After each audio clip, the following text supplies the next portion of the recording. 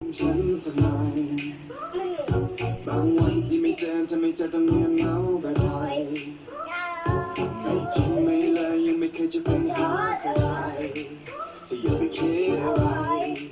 ก็อย่าให้รู้เอาไว้ตอนนั้นเธอจะทำได้ก็ต้องฉันสักก่อน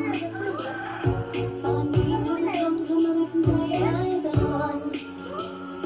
ยิ่งเป็นเวลาและไม่เคยจะใจฉันยิ่งใหญ่ก็จะไม่คิดอะไรแต่ฉันคิดเอาไว้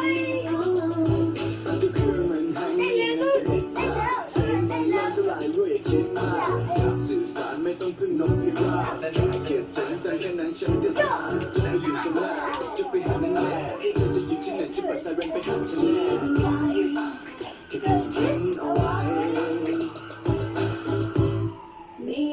เปิดเสียงอีกเดี๋ยวเปิดเสียงดังๆหน่อยไม่ใช่ดังๆเลย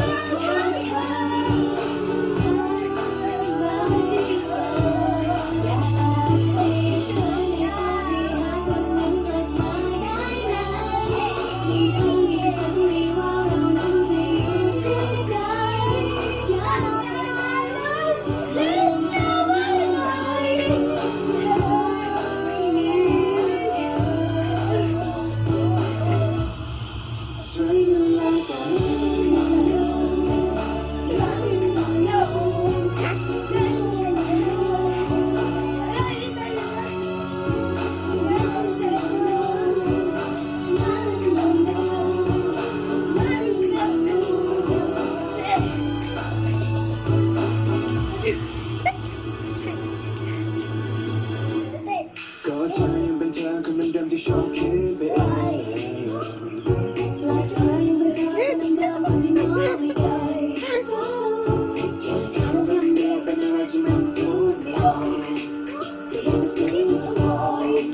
แต่เธอก็อ่อนไหวทุกคืนมันหันไม่อย่างนั้นก็เหน็ดขาดเฟรมมันลงก็ไหลรู้อย่าคิดมากอยากสื่อสารไม่ต้องพึ่งนกพิราบแค่คิดถึงจำแค่นั้นฉันก็ทราบจะไปอยู่ตรงหน้าจะไปหานั่นแน่เธอจะอยู่ที่ไหนจะเปิดไซเรนไปหาเธอ